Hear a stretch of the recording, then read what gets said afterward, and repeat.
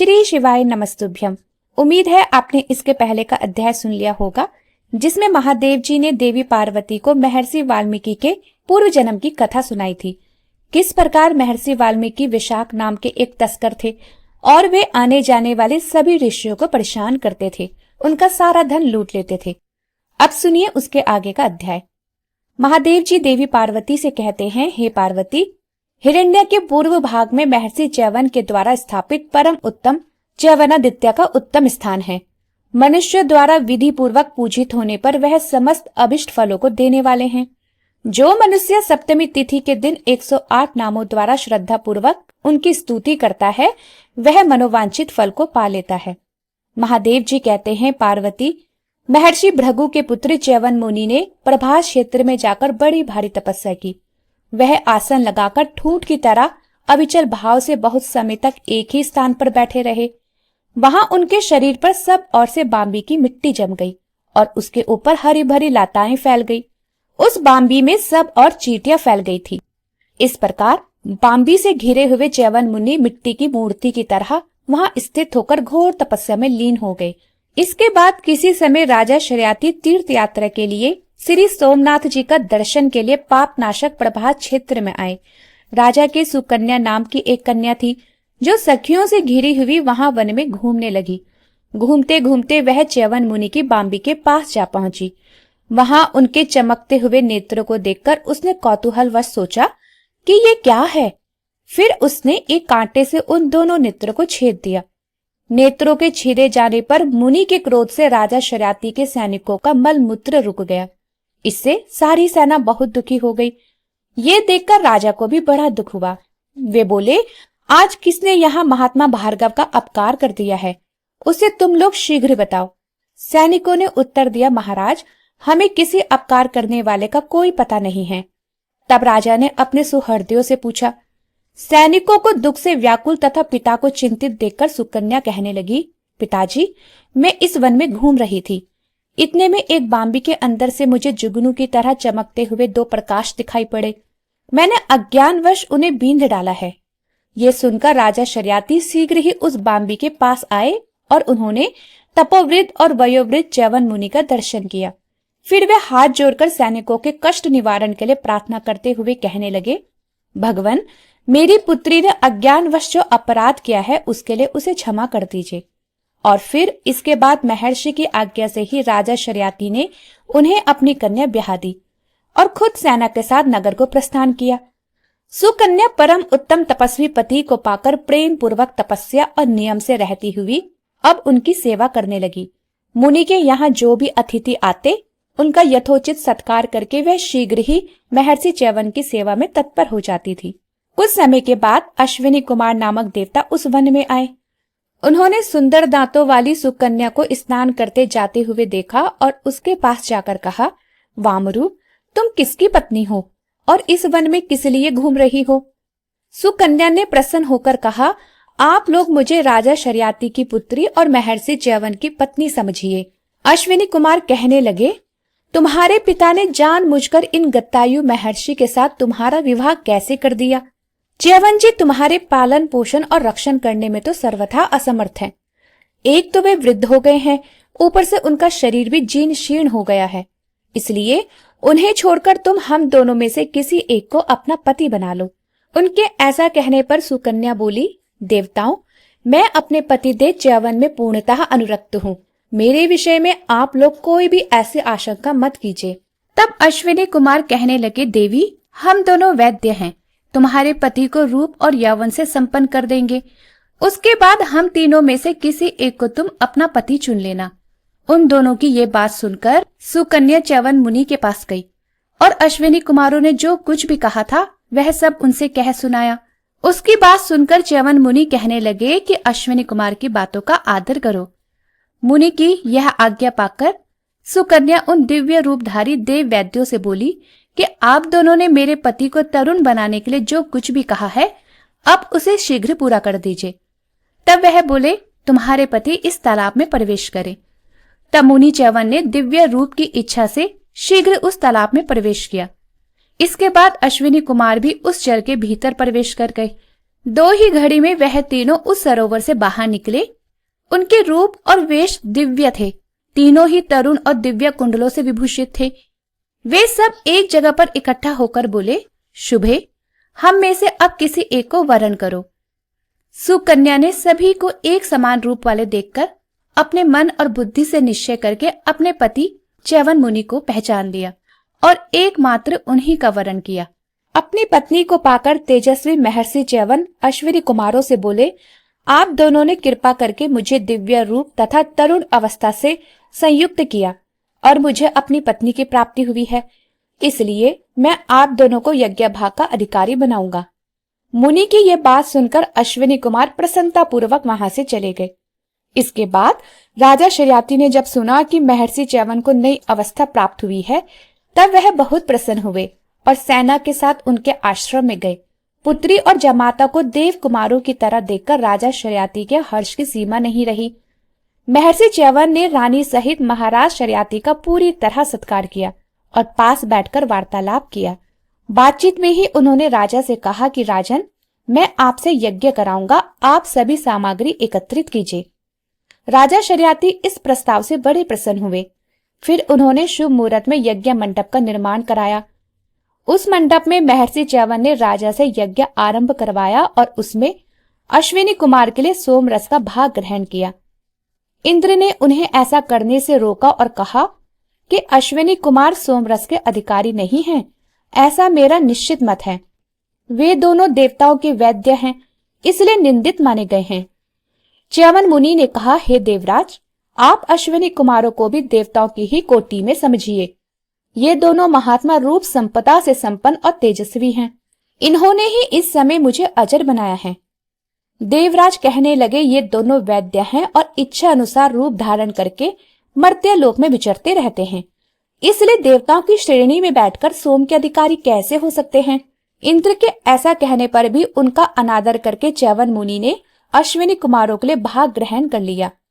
ये देखकर इंद्र ने कहा, अगर तुम मेरी अवहेलना करके इन वैद्यों के लिए सोमरस का भाग ग्रहण करोगे तो मैं तुम्हारे ऊपर भयंकर वज्र का प्रहार कर दूंगा। देवराज इंद्र की ये बात सुनकर च्यवन मुनि ने एक बार उनकी तरफ देखा और अश्विनी कुमारों के लिए सोमरस का भाग विधि पूर्वक निकाल लिया। ठीक उसी समय इंद्र ने उन पर तुरंत वज्र का प्रहार कर दिया, किंतु भृगुनंदन च्यवन ने वज्र सहित उनकी बाह स्तंभित कर दी। इसके बाद मंत्र पढ़कर अग्नि में आहुति डाली। मुनि के तपोबल से उस समय महापराक्रमी महाकाय मद नामक महादैत्य उत्पन्न हुआ और क्रोध में भरकर भयंकर सिंहनाद से संपूर्ण लोकों को गुंजाता हुआ देवराज इंद्र की ओर दौड़ा। मुंह बाए हुए काल की तरह उस दैत्य को आते देखकर इंद्र भय से पीड़ित हो गए और मुनिवर च्यवन को प्रणाम करके बोले, हे भृगुनंदन, आज से ये दोनों अश्विनी कुमार सोमरस के अधिकारी होंगे। तपोधन, मुझ पर आपका अकारण क्रोध ना हो। जिस प्रकार आपने इन अश्विनी कुमारों को सोमरस का अधिकारी बनाया है, उसी प्रकार मेरी रक्षा के लिए भी अपने बल वीर्य को प्रकाशित कीजिए। आज की इस घटना से सुकन्या के पिता राजा शर्याति की कीर्ति संसार में अमर हो जाएगी। हे प्रभु, आप मुझ पर कृपा करें। इंद्र के इस प्रकार प्रार्थना करने पर मुनिवर च्यवन का क्रोध शांत हो गया। इंद्र उनकी आज्ञा लेकर फिर शीघ्र ही वहां से चले गए। च्यवन ने इंद्र की पूजा करके अश्विनी कुमारों सहित सब देवताओं का पूजन किया तथा राजा शर्याति का यज्ञ पूर्ण कराकर वह सुकन्या सहित उस वन में विहार करने लगे। उनके द्वारा स्थापित च्यवनेश्वर लिंग महापातकों का नाश करने वाला है। जो विधि पूर्वक च्यवनेश्वर की पूजा करता है वह अश्वमेध यज्ञ का फल पा लेता है। यहाँ आश्विन मास की पूर्णिमा को विधि पूर्वक श्राद्ध करे और ब्राह्मणों को भोजन कराए। ऐसा करने से कोटि तीर्थों के सेवन का फल प्राप्त हो जाता है। महादेव जी कहते हैं, पार्वती, जहाँ च्यवन मुनि के साथ अश्विनी कुमारों ने स्नान किया था वह जलाशय सुकन्या सरोवर के नाम से विख्यात है। जो नारी तृतीया को उस सरोवर में स्नान करती है उसकी गृहस्थी 7000 जन्मों तक कभी नष्ट नहीं होती और उसका पुत्र दरिद्र, अंगहीन, दीन तथा अंधा नहीं होता। इसके बाद नियम कुमती नदी के तट पर जाकर परम उत्तम गोष्पद तीर्थ में गया श्राद्ध करे। उसके बाद भगवान वराह का दर्शन करके नारी ग्रह की यात्रा करे। फिर मातृ सूक्त की पूजा करके सागर संगम में स्नान करे और फिर नियम कुमति के तट पर जाकर मुनिवर अगस्त्य जी के सुधाहर नामक दिव्य आश्रम पर जाएं। वह समस्त पातकों का नाश करने वाला है। उसके पश्चिम भाग में उसकी थोड़ी ही दूर पर गंगा जी के द्वारा स्थापित गंगेश्वर लिंग है। अगस्त्य जी के आश्रम में गंगेश्वर का दर्शन करके स्नान, दान और जप आदि करने से मनुष्य सभी पातकों से मुक्त हो जाता है। उस आश्रम से थोड़ी दूर उत्तर दिशा में सूर्यदेव ने बाल्यावस्था में तपस्या की है। इससे उनका नाम बालादित्य हुआ है। रविवार को उनका दर्शन करने से मनुष्य कोढ़ी नहीं होता और बालकों को रोग व्याधि नहीं सताते। वहां से दक्षिण में 2 कोश की दूरी पर सभी पातकों का नाश करने वाली पाताल गामिनी गंगा है, जिन्हें विश्वामित्र जी ने स्नान करने के लिए बुलाया था। उसमें स्नान करके मनुष्य सभी पातकों से मुक्त हो जाता है। वहां गंगेश्वर, विश्वामित्रेश्वर तथा बालेश्वर का दर्शन करने से मनुष्य को संपूर्ण अभिष्ट फलों की प्राप्ति हो जाती है। शास्त्र, ज्ञान और शील से संपन्न धर्मात्मा कुबेर ने नियम कुमति के पूर्व तट पर एक शिवलिंग स्थापित किया, जो कुबेरेश्वर के नाम से विख्यात है। वहां से पश्चिम नियम कुमति के तट पर जो सोमनाथ महादेव हैं, उनकी पूजा करके कुबेर जी ने इस प्रकार मेरी स्तुति की। जो यज्ञ का मूल तुम्बी के ऊंचे फल के समान आकृति वाली तथा 100 कोटि ब्रह्मांडों में स्थित है, ब्रह्मांडवर्ती देह समूह भी जिसका परिमाण नहीं जानते, महेश्वर की वह कोई महामहिम लिंग मूर्ति सदा हमारी रक्षा करे।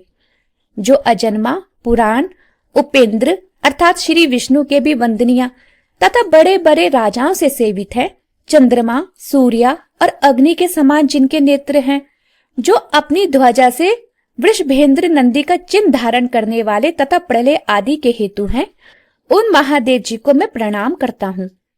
जो सबके एकमात्र ईश्वर, देवताओं के एक ही बंधु, योग से प्राप्त होने वाले संपूर्ण विश्व के निवास स्थान, विस्मय के आधार, अनंत शक्ति संपन्न, ज्ञान जनक तथा धैर्य आदि गुणों के कारण सर्वोत्कृष्ट है, अथवा जिनमें धैर्य आदि की अधिकता है, उन भगवान शिव को मैं नमस्कार करता हूँ।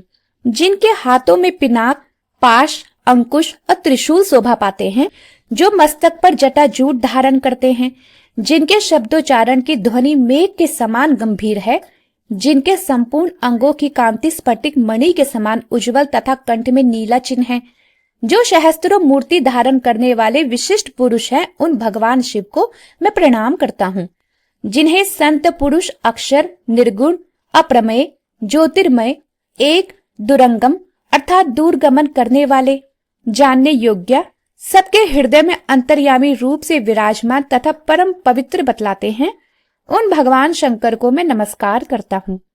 जिनका स्वरूप तेज पुंज के समान है, जिनके मस्तक पर बाल चंद्रमा शोभा पाते हैं, जिनका भयानक मुख स्फुरित होता रहता है, जो काल के भी काल, मनोवांछित फलों के दाता, आसक्ति रहित, धर्मासन पर स्थित तथा परा और अपरा दोनों प्रकृतियों में विराजमान है, उन भगवान रुद्रदेव को मैं प्रणाम करता हूँ। जो इंद्रियातीत, विश्वपालक, शत्रु विजय, तीनों गुणों से परे, अजन्मा, निरेहा, तपोमय, वेदमय, प्रजापालक तथा अनेक नामों वाले इंद्र रूप है, उन्हीं आप महेश्वर को मैं नमस्कार करता हूँ। जो भूत और भविष्य के ज्ञाता महेश्वर है, योग वेदता मुनीश्वर सदा जिनका ध्यान करते रहते हैं, जो संसार बंधन के काटने वाले तथा नित्य मुक्त स्वरूप है, उन महादेव जी को मैं बारंबार नमस्कार करता हूँ। जिन परम पुरुष परमात्मा के अनुपम मुख, बल, प्रभाव और स्वभाव आदि का ज्ञान देवताओं को भी नहीं होता, उन अचिंतनीय महिमा वाले भगवान वामदेव को मैं प्रणाम करता हूँ। जिन उग्र मूर्ति भगवान शिव की आराधना करके अगस्त्य जी ने समुद्र को पी लिया था तथा राजा दिलीप ने संपूर्ण मनोरथ प्राप्त कर लिए, उन विश्व योनि भगवान शंकर की मैं शरण लेता हूँ। देवेंद्र वंदनिया, हे शंभु, मुझ अनाथ का उद्धार कीजिए। आप कृपालु और करुणामय हैं। हे उमेश, दुख सागर में डूबे हुए मुझ दीन का उद्धार कीजिए। भव, आप सबका कल्याण करने वाले हैं, मेरा भी कल्याण कीजिए।